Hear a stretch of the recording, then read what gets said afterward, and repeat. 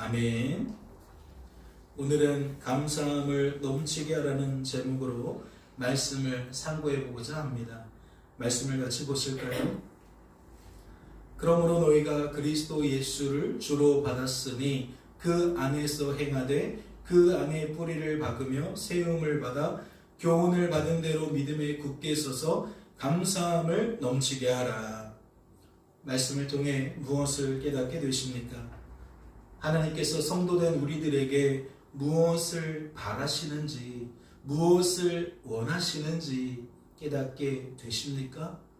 우리를 향하신 하나님의 뜻이 무엇인지 발견케 되시냐는 거예요. 첫째, 하나님께서는 성도된 우리들이 그리스도 예수 안에서 행하기를 바라십니다. 맞습니까? 하나님께서는 성도된 우리들이 어떠한 모습으로 살기를 바라신다고요? 그리스도 예수 안에서 행하며 살아가기를 바라신다는 거예요. 둘째, 하나님께서는 성도된 우리들이 그리스도 예수 안에 뿌리를 박기를 원하십니다. 하나님께서는 성도된 우리들이 그리스도 예수 안에 뿌리를 박기를 바라신다는 거예요.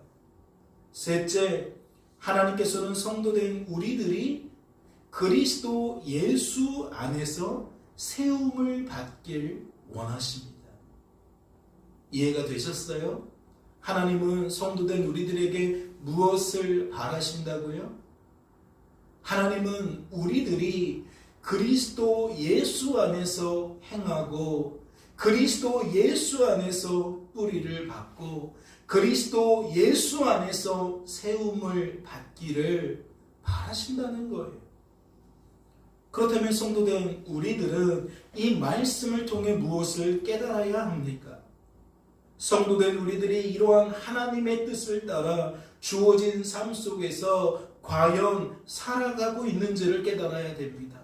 우리들이 주어진 삶 속에서 이러한 하나님의 뜻을 따라 살아가고 있는지를 우리들은 점검해 볼 수 있어야 한다는 거죠.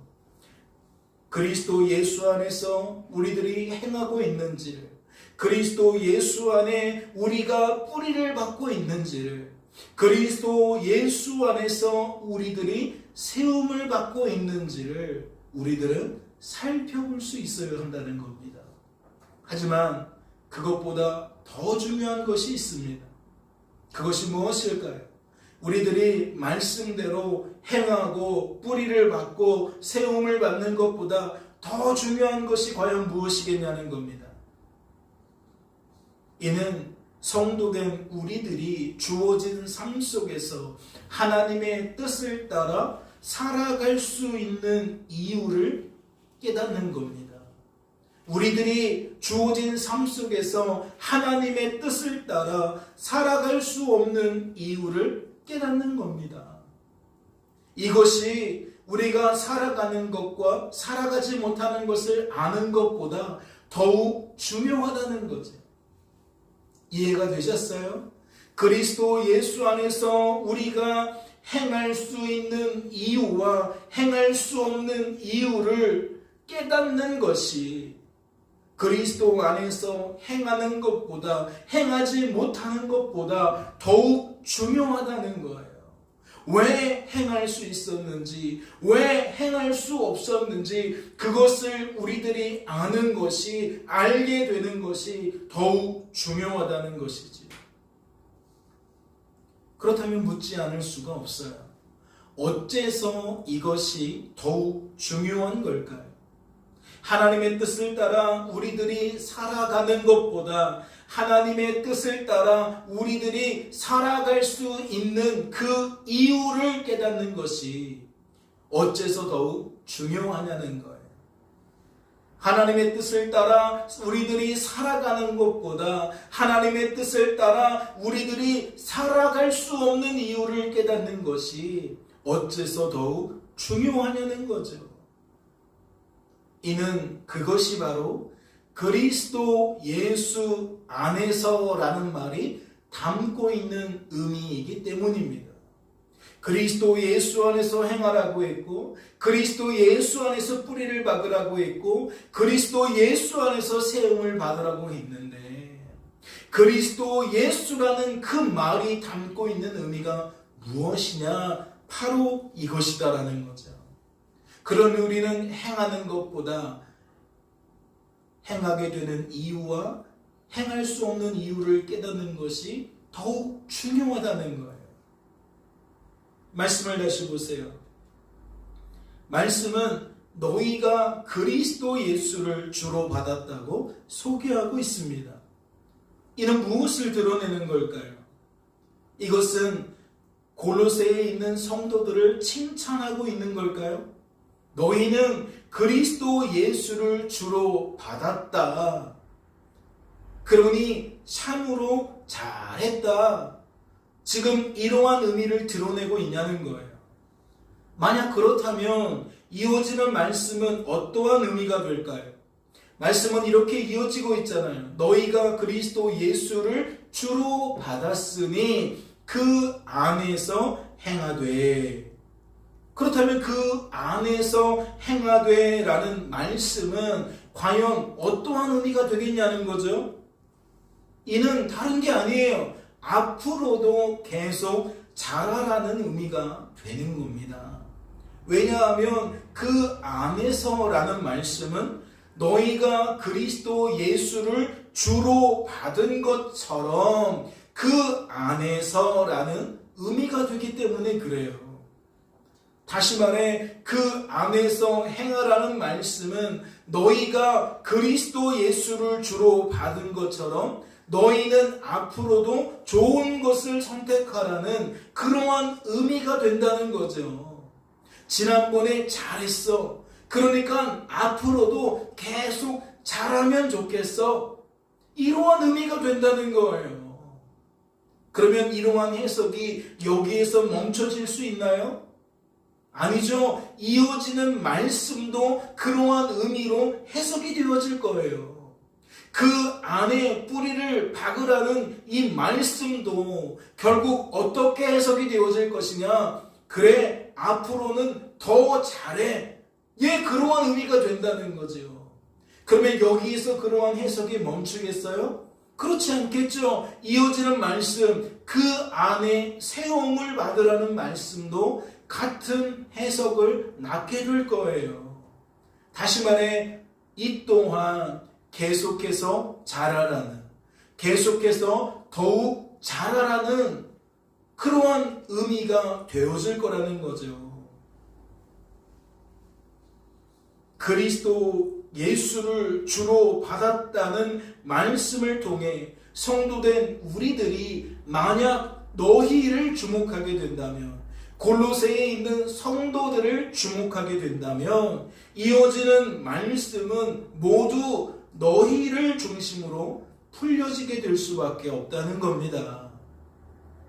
그러니 여러분에게 다시 한번 정중하게 질문을 드려볼게요. 말씀은 너희가 그리스도 예수를 주로 받았다고 소개하고 있습니다. 과연 이것은 무엇을 드러내는 것일까요? 이것은 정말로 골로새에 있는 성도들을 칭찬하고 있는 걸까요? 방점이, 강조점이 부각시키는 점이 너희에게, 즉 골로새에 있는 성도에게 찍혀 있냐는 거예요. 우리가 그리 여기는 것이 옳다라고 생각이 되어지시냐는 거죠. 저는 그렇지 않다고 생각해요. 과연 그 이유가 무엇일까요? 말씀을 보세요. 그러므로 내가 너희에게 알리노니 하나님의 영으로 말하는 자는 누구든지 예수를 저주할 자라 하지 아니하고 또 성령으로 아니하고는 누구든지 예수를 주시라 할 수 없느니라. 말씀을 통해 무엇을 깨닫게 됐어요? 성령으로 아니하고는 누구든지 예수를 주시라 할 수 없다는 것을 깨닫게 되십니까? 성령 하나님께서 무언가 역사하지 않으시면, 그 역사가 우리 안에 없다면 악하고 약하고 무능한 우리들은 결코 예수님을 나의 주로 받아들일 수 없다는 것을 깨닫게 되시냐는 거예요. 우리는 이와 관련하여 이미 하나의 예를 말씀에서 상고해 본 적이 있습니다. 말씀을 보세요. 예수께서 빌립보 가이사랴 지방에 이르러 제자들에게 물어 이르시되 사람들이 인자를 누구라 하느냐? 이르되 더러는 세례 요한, 더러는 엘리야, 어떤 이는 예레미야나 선지자 중에 하나라 하나이다. 말씀은 지금 무엇을 드러내고 있는 겁니까? 사람들은, 악하고 약하고 무능한 사람들은 예수님을 결코 주로 여길 수가 없다는 거예요. 악하고 약하고 무능한 우리들은 결코 그리할 수 없다는 거죠. 그런데 이어지는 말씀을 보니까 어떻게 되어 있습니까? 시몬 베드로가 대답하여 이르되 주는 그리스도시요 살아계신 하나님의 아들이시니이다. 예수께서 대답하여 이르시되 바요나 시몬아 내가 복이 있도다. 이를 내게 알게 한 이는 혈육이 아니요 하늘에 계신 내 아버지시니라. 말씀을 통해 무엇을 깨닫게 되십니까? 그런데 베드로는 무엇하고 있어요? 예수를 주로 받고 있어요. 예수를 주로 시인하고 있다고요. 그렇다면 이 말씀이 드러내고 싶은 게 뭡니까? 베드로는 평범한 사람이 아니라는 것을 드러내는 걸까요? 수많은 사람들이 악하고 약하고 무능해서 예수님을 주라 할 수 없는데, 심지어는 제자들조차도 예수님을 주라 말할 수 없는데 오직 베드로만이 예수님을 주라 받고 있다는 거죠. 그러니 우리는 이 말씀을 통해 베드로를 주목해야 되냐는 거예요. 남들과 달랐던, 남들보다 특별했던 베드로를 우리가 주목해야 되냐는 거죠. 만약 그렇다면 우리들은 어떠한 논리에 사로잡힐 수밖에 없어요? 악하고 약하고 무능한 우리들은 그럴 수 없지만 모든 사람들이 악하고 약하고 무능한 것은 아니구나. 베드로처럼 특별한 사람들이 존재하는구나. 그러면 우리들에게 어떻게 적용이 되겠어요? 오늘날 내가 예수를 나의 주로 고백하며 교회를 다니게 되는 것은, 신앙생활을 하게 되는 것은 내가 남들과 다르기 때문이다 라고 적용이 될 거예요. 내가 남들보다 특별하기 때문이야 라고 적용이 되어질 것이라는 거죠. 그런데 말씀을 보세요. 17절 말씀을 보면 이것이 정말 그러한 의도예요.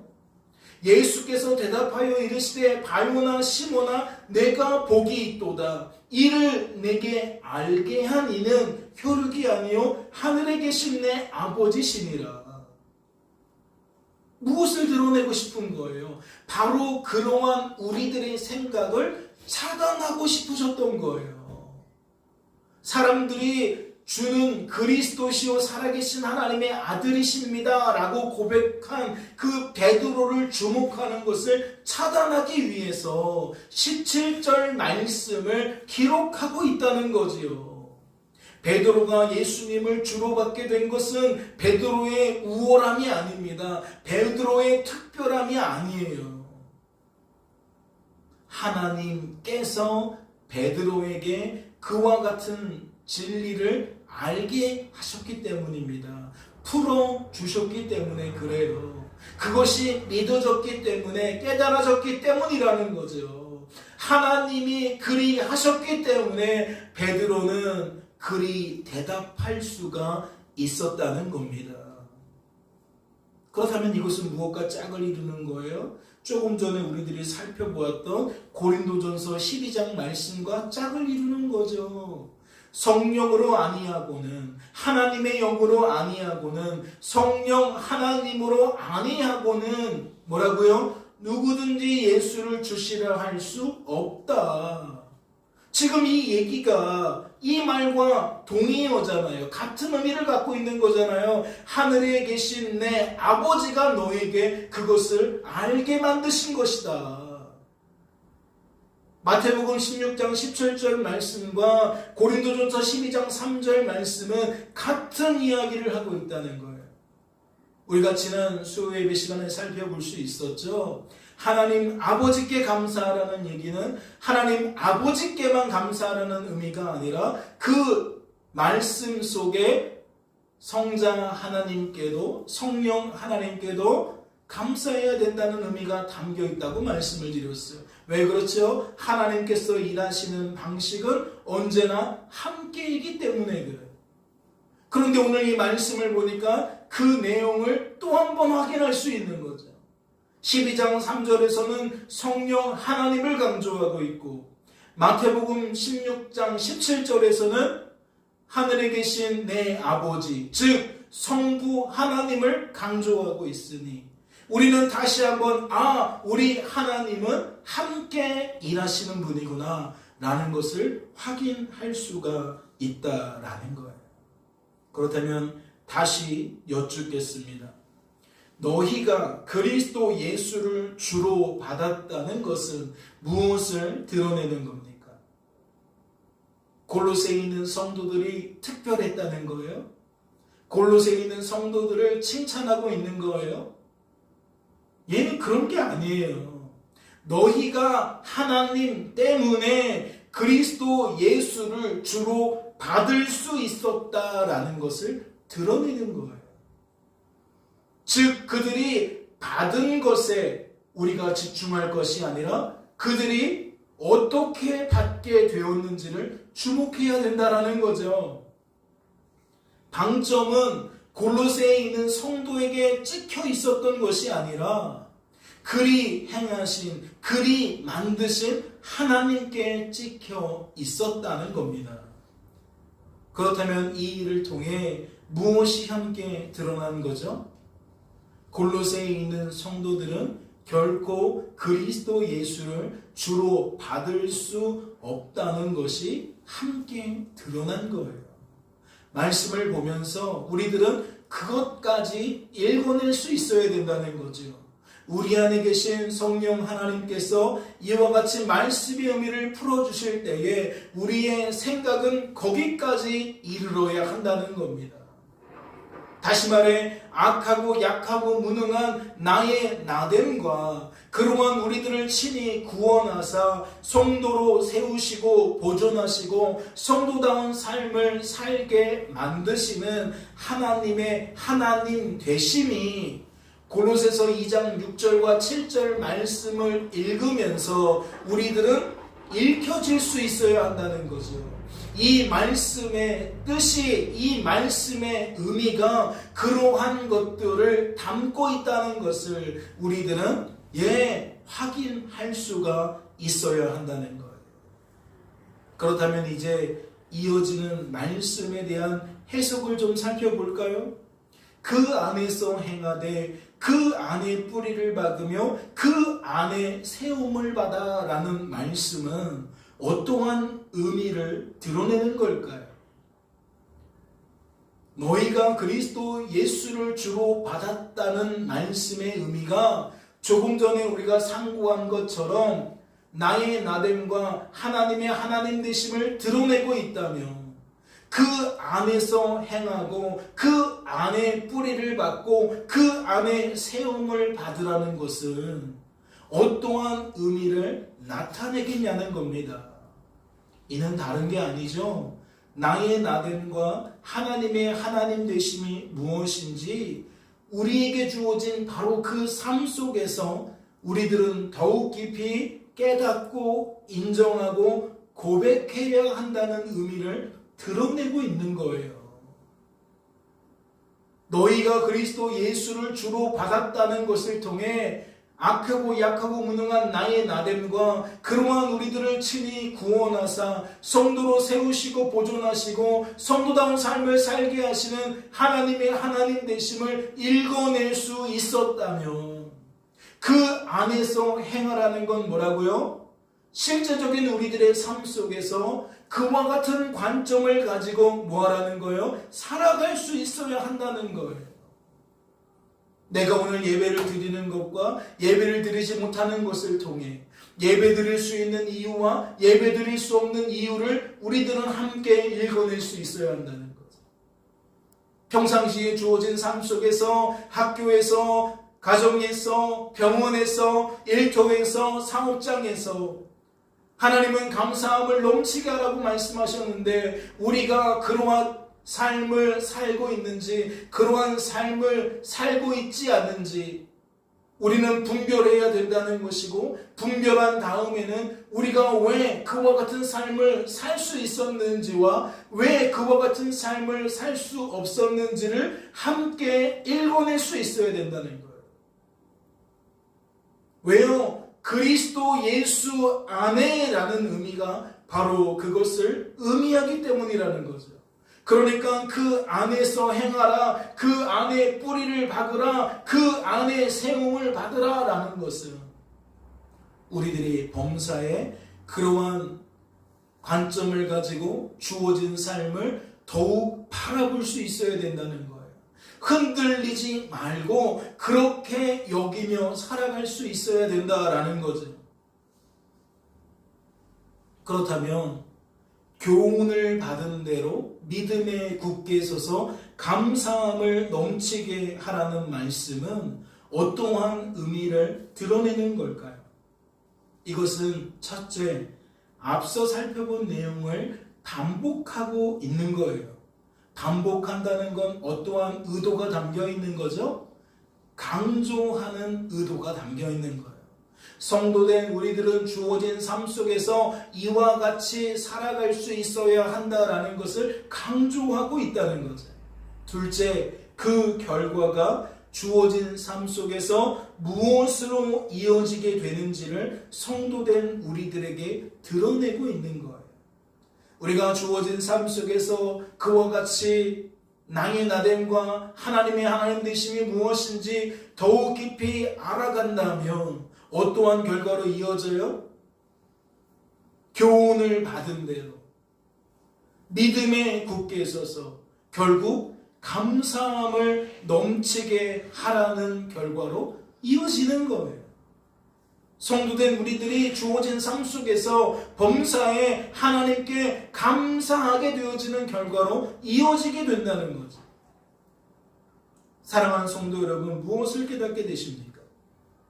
방점이 사람에게 찍히면 계속해서 우리들의 사고가, 우리들의 인식이 사람에게 집중되어지지만 방점이 하나님에게 찍히면 계속해서 우리들의 사고가 하나님에게 집중된다는 것을 깨닫게 되십니까?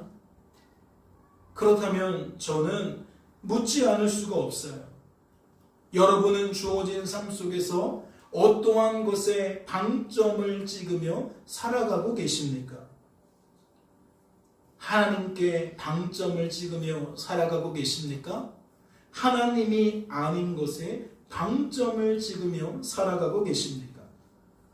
악하고 약하고 무능한 우리들을 친히 구원하사 성도로 세우시고 보존하시고 성도다운 삶을 살게 하시는 하나님께 방점을 찍으며 살아가고 계시냐는 거예요. 아니면 하나님이 아닌 것을 마치 하나님처럼 여기며 하나님께 찍어야 하는 방점을 하나님이 아닌 것에 찍으며 살아가고 계시냐는 거죠. 말씀은 성도된 우리들에게 우리들이 어떠한 삶을 살아가고 있는지를 폭로하고 있습니다. 즉 골로새서 2장 8절 말씀부터는 우리가 주어진 삶 속에서 어떠한 삶을 살아가고 있는지를 드러내고 있다는 거죠. 과연 8절부터 성도된 우리들이 어디에 방점을 찍고 있는 것으로 말씀은 소개하고 있는 걸까요? 지금부터 말씀을 쭉 빠르게 살펴볼 것인데 여러분이 잘 듣고 생각해 보세요. 말씀은 지금 우리가 무엇에 방점을 찍고 살아가고 있다고 폭로하고 있는 것인지 드러내고 있는 것인지 한번 확인해 보시라는 거예요. 말씀을 보겠습니다. 누가 철학과 헛된 속임수로 너희를 사로잡을까 주의하라. 이것은 사람의 전통과 세상의 초등학문을 따름이요 그리스도를 따름이 아니니라. 그 안에는 신성의 모든 충만이 육체로 거하시고 너희도 그 안에서 충만하여졌으니 그는 모든 통치자와 권세의 머리시라. 또 그 안에서 너희가 손으로 하지 아니한 할례를 받았으니 곧 육의 몸을 받는 것이요 그리스도의 할례니라. 너희가 세례로 그리스도와 함께 장사되고 또 죽은 자들 가운데서 그를 일으키신 하나님의 역사를 믿음으로 말미암아 그 안에서 함께 일으키심을 받았느니라. 또 범죄와 육체의 무할례로 죽었던 너희를 하나님이 그와 함께 살리시고 우리의 모든 죄를 사하시고 우리를 거스르고 불리하게 하는 법조문으로 쓴 증서를 지우시고 제하여 버리사 십자가에 못 박으시고 통치자들과 권세들을 무력하여 드러내어 구경거리로 삼으시고 십자가로 그들을 이기셨느니라. 그러므로 먹고 마시는 것과 절기나 초하루나 안식일을 이유로 누구든지 너희를 비판하지 못하게 하라. 이것들은 장래일의 그림자이나 몸은 그리스도의 것입니다. 아무도 꾸며낸 검선과 천사 숭배를 이유로 너희를 정죄하지 못하게 하라. 그가 그 본 곳에 의지하여 그 육신의 생각을 따라 헛되이 과장하고 머리를 붙들지 아니하는지라. 온몸이 머리로 말미암아 마디와 힘줄로 공급함을 받고 연합하여 하나님이 그 자라게 하시는므로 자라나느니라. 너희가 세상의 주동학문에서 그리스도와 함께 죽었거든 어찌하여 세상에 사는 것과 같이 규례에 순종하느냐. 곧 붙잡지도 말고 맛보지도 말고 만지지도 말라 하는 것이니 이 모든 것은 한때 쓰이고는 없어지리라. 사람의 명령과 가르침을 따르느냐. 이런 것들은 자의적 숭배와 겸손과 몸을 괴롭게 하는 데는 지혜 있는 모양이나 오직 육체에 따르는 것을 금하는 데는 조금도 유익이 없느니라 라고 되어 있습니다. 어때요? 말씀을 통해 무엇을 발견케 되셨습니까? 우리들은 주어진 삶 속에서 어디에 방점을 찍으며 살아갑니까? 하나님께 방점을 찍으며 살아가는 것 같으십니까? 하나님이 아닌 것에 방점을 찍으며 살아가는 것 같으십니까? 말씀은 지금 어떻게 드러내고 있나요? 어떻게 우리들의 모습을 폭로하고 있냐는 거예요. 말씀은 우리들이 하나님이 아닌 것에 방점을 찍으며 살아가고 있다고 소개하고 있어요. 폭로하고 있어요. 그렇다면 앞서 살펴본 논리의 근거에 볼 때 우리들은 매사에 범사에 어떠한 삶을 살겠습니까? 계속해서 사람에게 방점을 찍으며 살아가는 삶을 살아가게 될 것입니다. 하나님은 온데간데 없고 결국 무엇이 계속 우리의 관심을 붙들어요? 하나님이 아닌 것이 붙든다니까요. 하나님이 아닌 것을 우리들이 하나님처럼 여기며 하나님이 아닌 것에 계속해서 방점을 찍으며 살아가고 있다는 것은 결국 우리들이 하나님 대신 하나님이 아닌 것에 계속해서 집중하며 살아가고 있음을 의미한다라는 거죠. 말씀을 찬찬히 다시 한번 보실까요? 누가 철학과 헛된 속임수로 너희를 사로잡을까 주의하라. 이것은 사람의 전통과 세상의 초등학문을 따름이요 그리스도를 따름이 아니니라. 말씀은 지금 무엇을 폭로하고 있습니까? 사람들이 그리스도 예수를 따르지 않고 있다는 것을 폭로하고 있는 거예요. 그리고 그들은 자기들만 그러한 삶을 사는 것이 아니라 성도된 우리들도 그들과 함께 그들처럼 살아가도록 만든다는 것을 드러내고 있는 거예요. 즉 자신들만 하나님이 아닌 것에 방점을 찍으며 살아가는 것이 아니라 우리들도 그리하기를 바라는 마음에 계속해서 우리들에게 무엇한다는 거죠? 그들의 사상을 가르친다는 거예요.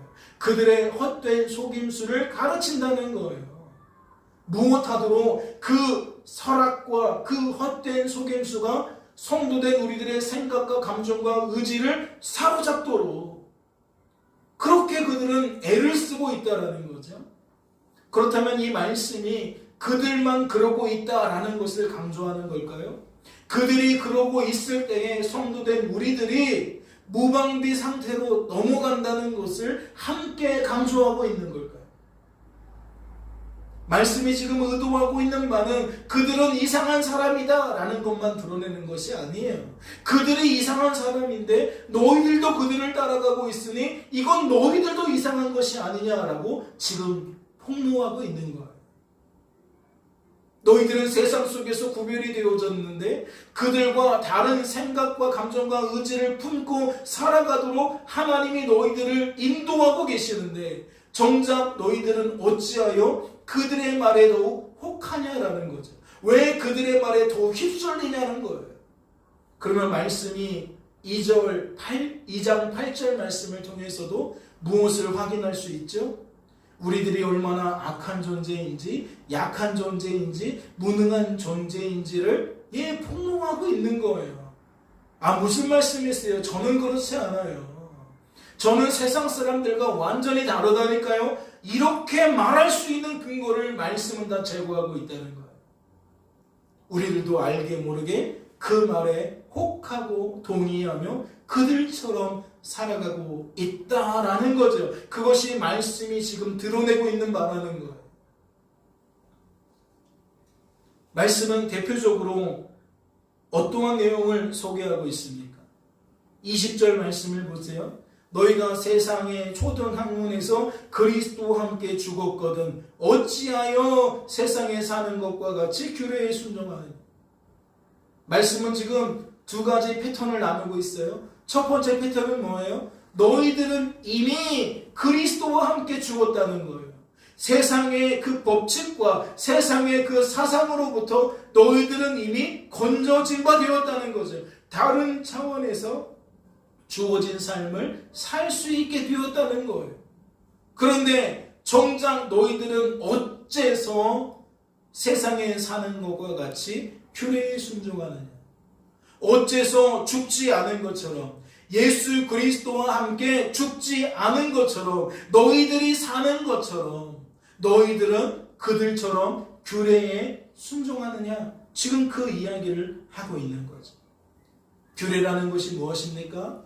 성경 말씀에 기록되어져 있는 이렇게 해라 저렇게 해라 라고 말하는 다양한 말씀들입니다. 그걸 대표하는 것이 무엇이죠? 율법이라는 거예요. 십계명이라는 거예요. 너희들은 이렇게 하라 이렇게 하지 말라 그렇게 드러내고 있는 하나님의 모든 말씀이 사실은 규례라는 거죠. 말씀은 그 예로 무엇을 소개하고 있습니까? 또 그 안에서 너희가 손으로 하지 아니한 할례를 받았으니 곧 육의 몸을 벗는 것이요 그리스도의 할례니라. 지금 11절 말씀이 조금 전에 이야기한 20절 말씀과 짝을 이루는 거예요. 너희들은 세상의 초등 학문에서 그리스도와 함께 죽었다. 너희들은 지금 건져졌다. 세상의 원리를 따라가지 않는 존재가 되었다. 그런데 어째서 예전처럼 살아가느냐라고 지금 20절 말씀에서 이야기를 하고 있는데 11절 말씀에서도 같은 이야기를 하고 있다는 거죠. 너희들은 예수를 믿게 되어지는 것을 통해 이미 영적인 할례를 받았는데 그리스도의 할례를 받았는데 왜 사람들이 이야기하는 그 육체적인 할례에 솔깃해하고 있느냐. 지금 그 얘기를 하고 있는 거예요.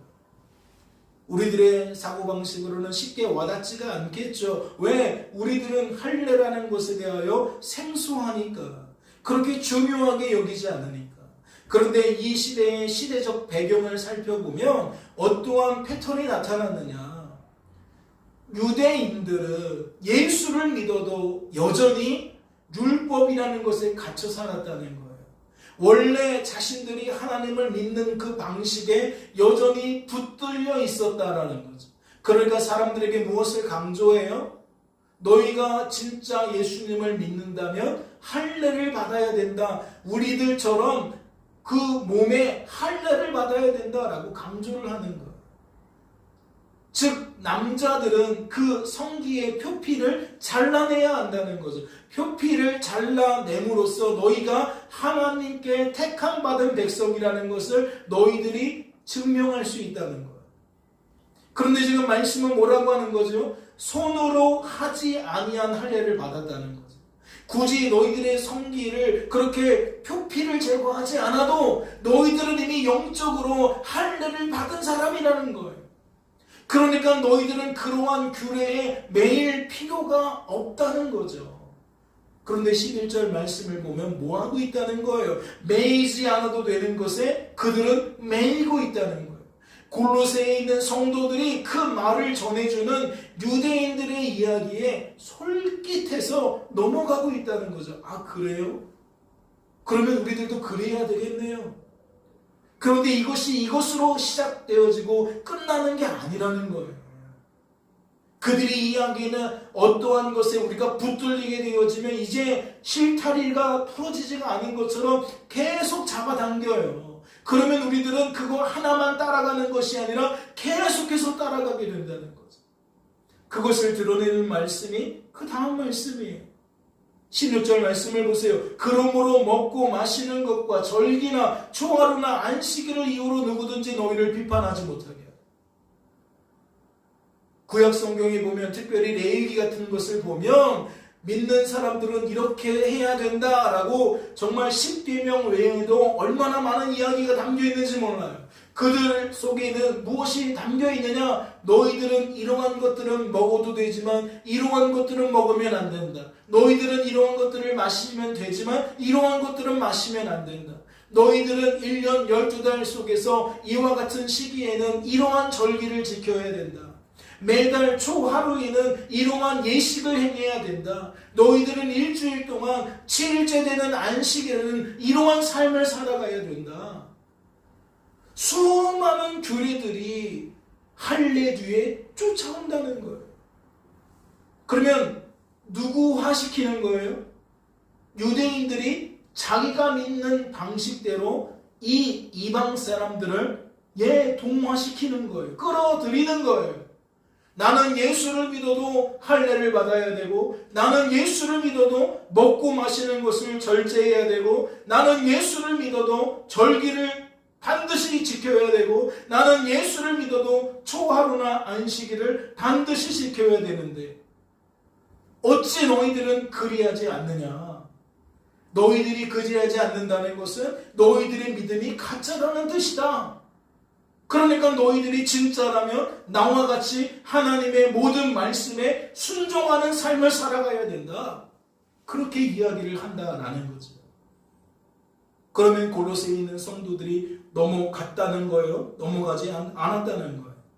할례에서 이미 넘어갔기 때문에 이와 같은 말씀들, 이와 같은 가르침에도 다 함께 넘어간다는 이야기예요. 하지만 그것이 전부는 아니에요. 말씀을 드렸죠? 하나에 묶여버리면 다음이 있어요. 또 다음이 있어요. 계속해서 묶여가는 게 있어요. 말씀을 보세요. 그가 그 본 것에 의지하여 그 육신의 생각을 따라 헛되이 과장하고 사람의 명령과 가르침을 따르느냐. 율법에 기록된 그 규례를 바탕으로 한 그들만의 생각. 지금 교회에 찾아와서 이렇게 살아가야 된다, 저렇게 살아가야 된다라고 계속해서 가르치고 있는 그 사람의 생각을 따라서 골로새에 있는 성도들이 다 휩쓸려 가는 거예요. 교회에 주일날에는 반드시 예배를 드려야 된다. 그런데 내가 보니까 그냥 드리면 안 되고 아침에 일찍 일어나서 목욕을 깨끗하게 하고 아주 좋은 옷을 예쁘게 차려입고 교회에 와서 정갈한 모습으로 예배를 드려야 된다. 적어도 30분 전에는 와서 예배를 드려야 되고, 예배를 드릴 때는 이러한 모습이어야 되고 저러한 모습이어야 되고, 자기 생각에는 그것이 제일 옳다, 그것이 예배드리는 아주 좋은 방법이다, 주일날 성도들이 행해야 되는 가장 좋은 방법이다. 그러면 골로새에 있는 성도들은 아, 그래요? 그래야 되겠네요. 그리고 그걸 쫓아간다는 거죠. 말씀은 그러한 예로 무엇을 소개하고 있습니까? 꾸며낸 겸손과 천사 숭배를 강조하고 있습니다. 이는 다 무슨 얘기냐? 자기들의 개인적인 경험이라는 거예요. 자기들의 가식적인 모습이라는 거예요. 그러니까 말을 할 때에도 이쁘게 말하라는 것이고, 내가 그를 숭배하는 것처럼 너도 숭배해야 된다는 거예요. 그러니까 하나가 잘못 비틀어지면 계속해서 비틀어진다는 거죠. 무엇과 짝을 이루어요? 사람에게 방점이 찍히면 계속해서 사람에게 방점이 찍힌다는 것과 동일한 이야기를 하는 거예요. 하나님에게 방점이 찍히면, 그리스도 예수 안에 방점이 찍히면 계속 그리스도 예수 안에서 방점이 찍히는데, 그릇된 것에 방점이 찍히면 계속 그릇된 것에 방점이 찍힌다는 거죠.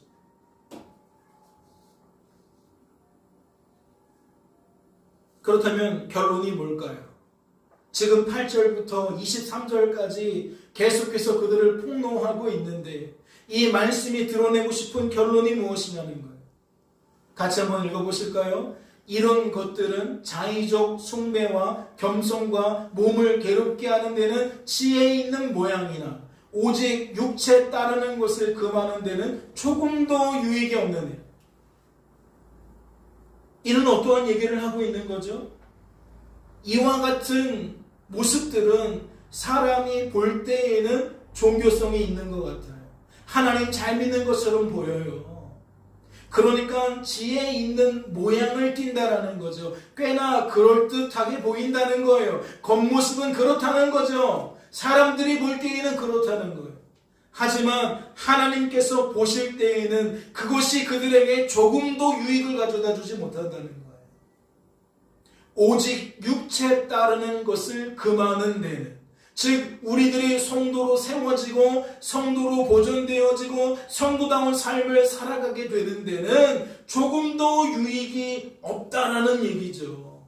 다시 말해 나의 나됨과 하나님의 하나님 되심을 깨닫는 일에는 조금도 유익이 없다는 거예요.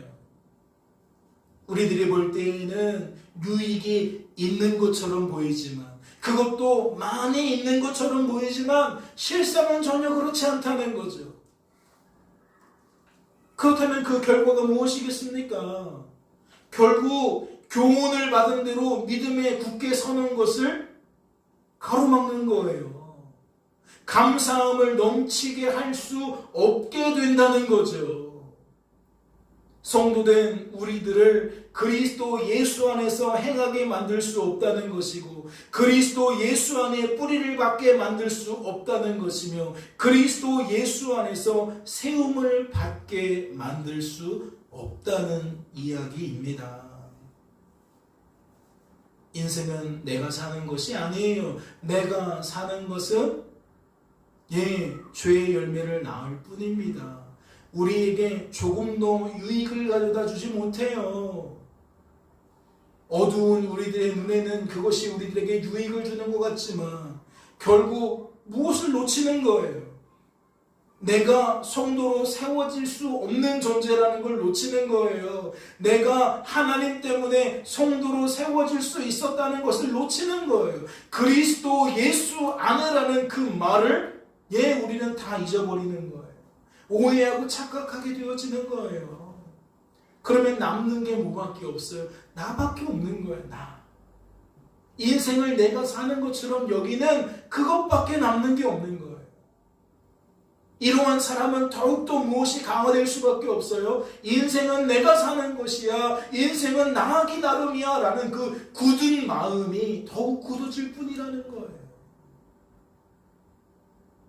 그리스도 예수 안에서 행하라고, 그리스도 예수 안에 뿌리를 박으라고, 그리스도 예수 안에서 세움을 받으라고 지금 말씀은 이야기를 하고 있는데, 그래서 교훈을 받은 대로 믿음에 굳게 서서 감사함을 넘치게 하라고 하는데, 정작 성도된 우리들은 열심은 열심대로 내는데 점점 그리스도 밖으로 밀려난다는 거죠. 복음을 잃어버리게 된다는 거예요. 하나님의 은혜를 은혜로 여기지 못하게 된다는 거죠. 다 사람 중심, 내 중심으로만 사고방식이 굳어져 갈 수밖에 없다는 거예요. 이는 누가 잘하는 거예요? 과거에 우리들이 잘하는 거예요. 예수 믿기 전에 우리들이 잘하는 거예요. 지금도 우리 주변에 예수님 잘 믿지 못하는 사람들이 잘하고 있는 바로 그거예요. 그들과 우리들이 동화가 되어진다는 거죠. 다시 한번 말씀을 잘 보세요. 교훈을 받은 대로 믿음에 굳게 서서 감사함을 넘치게. 하나님이 오늘 우리에게 이 말씀을 들려주시는 이유가 있지 않겠어요? 오늘도 이 말씀을 이렇게 상세하게 풀어주시는 이유가 있지 않겠어요? 바라기는 새롭게 주어진 한 주간의 삶 속에서 세상에 동화되지 마시고 여러분의 생각과 감정과 의지를 세상에 주파수를 맞추지 마시고 여러분 안에서 역사하시는 하나님의 손길을 따라 그들과 구별되어지는 관점으로 여러분의 생각과 감정과 의지를 채우시며 하나님께 더욱 감사함을 넘치게 하는 저와 여러분 되어지실 수 있기를 주님의 이름으로 소망합니다. 기도하겠습니다. 하나님 아버지 감사합니다. 우리를 사랑하셔서 오늘도 기억하시고 이렇게 복음으로 무장할 수 있게 하시니 감사합니다. 하나님의 전신갑주로 입혀주시니 하나님의 전신갑주를 취하게 하시니 너무나도 감사합니다. 악한 마귀의 권세를 우리들은 상대할 수가 없습니다. 우리들의 죄된 본성을 우리들이 스스로 뛰어넘을 수 없습니다. 그런데도 우리들은 이 세상에 하는 말에 너무나도 쉽게 현혹되고 그들처럼 동화되어져 가니 어찌합니까?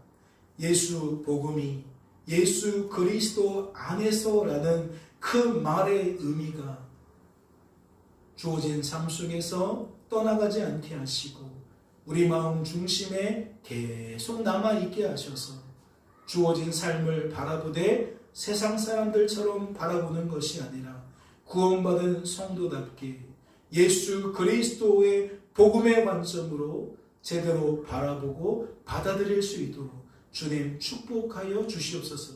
그래야 우리들로 하여금 하나님을 향해 더욱 감사가 넘치게 되는 결과로 이어지게 하여 주시옵소서. 주께서 친히 역사해 주실 줄로 믿고 감사드리며 이 모든 말씀 우리를 주 예수 구원하신 예수님의 이름으로 기도하옵나이다. 아멘.